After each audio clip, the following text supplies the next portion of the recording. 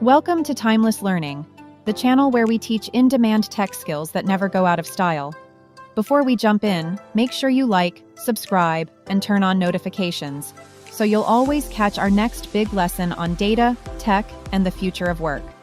By the way, guys, all the class files and materials are in the description below. If you don't see them there, just check the comments section. I've dropped the links there too. All right, before we jump into it, there is a link in the description where you can get the data that we're going to be using for these visualizations if you want to practice them yourself. Before we actually get into it, we do need to combine this. And if you download that Excel and you see this, you'll have to do the same thing. All we have to say is that this product ID is the same as this product ID purchased. And now we are good to go. We'll do one to many, and it's okay if it's one way. So right over here under this visualizations tab, there are lots of different options, and it can be a little bit overwhelming. You don't really know which one to choose. There are some in here that I have almost never used for my job ever. So I'll point those out as we go through, but the main focus is going to be focusing on the ones that I do use, that I have used, and showing you how to actually create that visualization, maybe spice it up just a little bit. But we have a lot of them to go through, so let's jump right into it. And the very first one that we're going to start with, probably the easiest one and the one that you'll recognize the most, is a stacked bar chart. And what we're going to do is go ahead right over here to the product name, and we want this unit sold as well. So we're going to click product name, and it's going to go straight into the y-axis for us, and then we're going to click unit sold, and that will go into the x-axis. Automatically, it just kind of intuitively knows. But sometimes it will make a mistake, and then you can just fix it or flip it. And we do want this, let me make this much larger.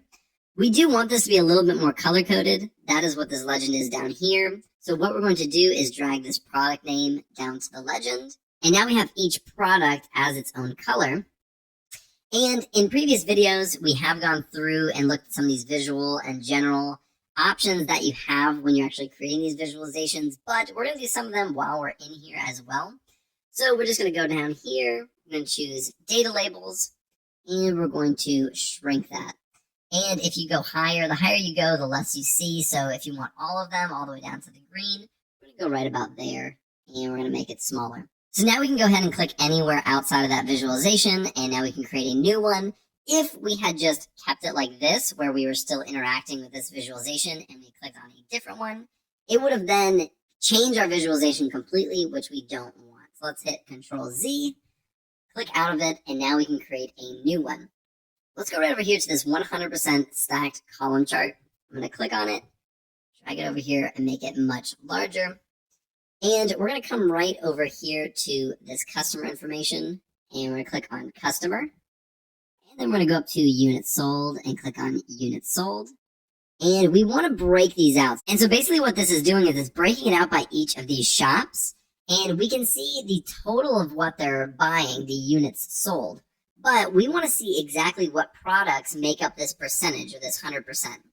So we're going to go right over here to product name. We're going to drag that down to the legend.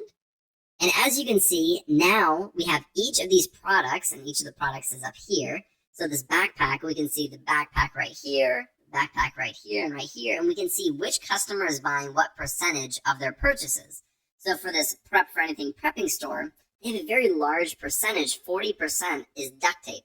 So they're buying a lot of duct tape. So really quickly, we're able to see what clients are purchasing, or which clients are purchasing what products the most. So just like this Alex the Analyst Apocalypse Preppers, they're buying a lot of water purifiers. We like drinking clean water. That's just what my audience likes. And so, we can easily get a quick glance of that.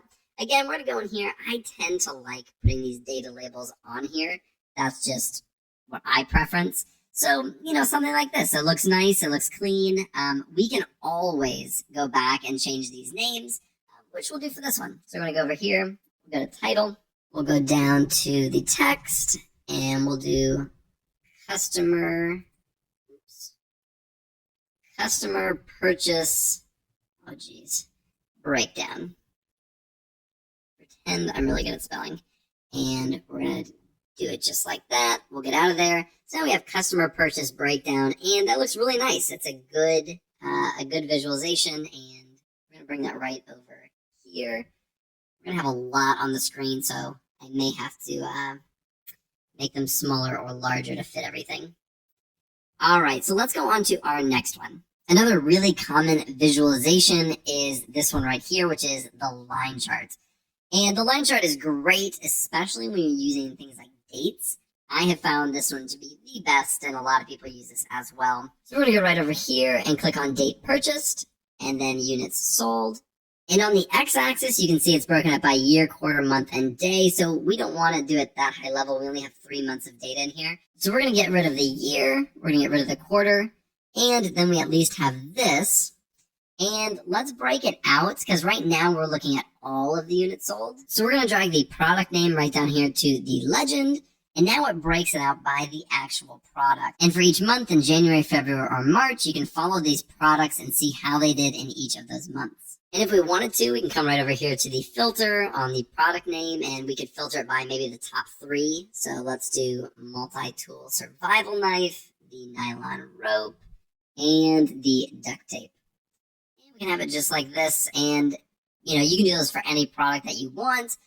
But again, we just want to do it for those 3, just for an example. And that really doesn't give us a ton of information. We could even go down to the day, and it might give us a little bit more information. So we'll keep it like that, and we can go over here, change the name as well. We're not going to do this for all of them. Again, we're just looking at the different types of visualizations that I think are really good to know. But we'll change this one as well to products purchased by date. We'll keep it just like that. Again, nothing fancy. We're just trying to look at a bunch of different stuff. So let's put this over here, down here. Now let's click out of there. And there are other ones in here that are definitely useful and you absolutely can use. Like this one is a stacked bar chart. This one is a stacked column chart. Basically the same thing, just a different orientation. Like we went to here, just a different orientation. It's the same thing, just like this clustered bar chart, custom column chart. It's just its orientation, either horizontal or vertical. Then we have things like an area chart, stacked area chart. Not really things that I've used too much in previous positions. One that I have used, though, is a line and clustered column chart. So it kind of combines a few of these with, you have these bar charts as well as line charts into one visualization. So let's look at this one, because this is one that I have used several times in my actual job. So for our x-axis, we'll use the product name. Then we'll look at something like the price. And so let's make this a lot larger so we can actually see it.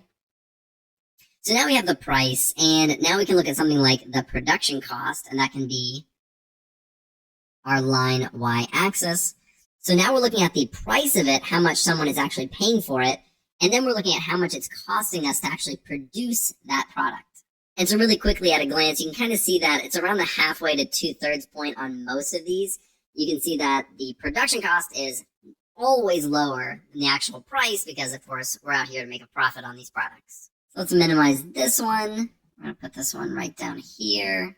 Let's make it even smaller. Let's click out of that. And the next one that we're going to take a look at is a scatter chart. So let's click on that and make it much larger. Oops. There we go. So let's use the price and the production cost again. And so our x-axis is the price, our y-axis is the production cost. But now we need to fill in this values right here. So let's go over here and click on the product name and drag that into values. And so now we have our values, we just don't know what they are, but we can see it. So let's drag this down to legend as well. And it breaks it out, and we kind of have this scatter plot. And, for this fake data that we're using, it doesn't really show a lot. But if you're using real data, you can definitely find outliers and trends and patterns using this type of visualization. Let's go ahead and make that one small as well. Drag it right down into the corner. Now let's go right over here, and we have the dreaded pie charts and donut chart. Now look, I think it's kind of a joke in the data analyst community about pie charts and donut charts, but at the same time, people use them and they request them. And so sometimes you're going to use it whether you like it or not. So let's click on the donut chart, and let's make this one a lot larger. And let's go over here and let's click on state. And we're also going to click on total purchased. And that's really all you have to do. These ones are pretty straightforward. You can change a few different things, like where these labels are. If you want them inside, you can also do that, and that would look totally fine. Again, I'm just not a super huge fan, but you will get this one requested. People like this and want to see it. And the reason a lot of analysts don't like using this is because when you start glancing at these, it's really hard to tell the difference between these sizes. If you look at something like this, you can easily see that this is larger. Like if you're looking at this one, the multi-tool survival knife is obviously the longest, and it gets shorter, shorter, shorter, shorter.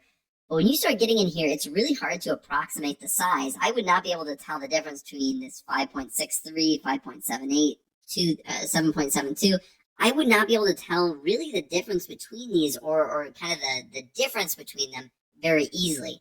That's why a lot of people don't want to use them in general. So again, I want to show you this one because I think it's worth noting and worth knowing how to use, but I don't really push people towards this because I don't think it's the best visualization available most of the time. All right, the next two are super easy, but are used all the time. Maybe more than some of these even, but they're just so easy to use, so I kind of saved them for last. This one is the card, and all the card is it displays one number or multiple numbers if you want to use a multi-row card, but we'll just look at the card for now. All we're going to look at is the total purchased, and it's just going to display it just like this. And you can make it as large or as small as you'd like, and normally it goes on like the top, and you'll put card here, card here. Just for example, I'll kind of show you how this might look. So it looks something like this, right? And at the top, it'll have different, usually high overarching information. And this is super common to see, and I'm sure if you've looked at other people's visualizations, you'll see something like this. This is usually totals or averages or something like that in here, where it's super easy to look at. So like right here, this is total purchased, and we can go in and look at the minimum. And then we can go over here, and this one can be account.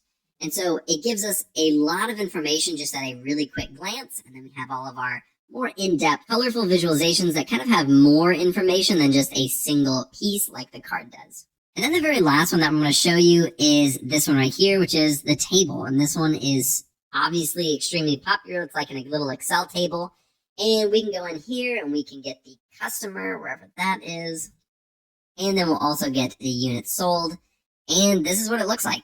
And it's super easy, and oftentimes you'll have it like on the side as well, and all the other visualizations over here. And so, if we're going to take all these visualizations and pretend they were like a real thing, there's a lot in here, but we'll just kind of really quickly do this. We might have something like this, and we'll make this larger, and we'll make this wider. And, we have a lot of information just in here. And this is not a project, so don't go put this on your portfolio. I'm just threw a ton of random visualizations on, this dashboard. But you can already see a lot of these you most likely have seen in other people's work and other people's visualizations on LinkedIn or on YouTube. These are very common, very, very popular. And again, we did not go through all of the ones over here. There are maps that you can use, but I haven't used maps ever in my job. There are things like gauges and decomposition trees and waterfall charts and tree maps and all these different things. But I really have never used those in my actual job, and I don't see them a lot in other people's work either. Otherwise, I would be telling you to learn these and use these. But again, try them out. See which ones you like. If you like this video, be sure to like and subscribe below, and go check out all the other Power BI tutorial videos that I have on my channel. And I will see you in the next video. Thanks for watching. If you found this helpful, please like, comment, and share this video with someone who's learning too. Don't forget to subscribe and tap the bell icon so you never miss another skill-packed lesson from Timeless Learning. Remember, the best investment you can make is in your own knowledge. Keep learning because growth is timeless.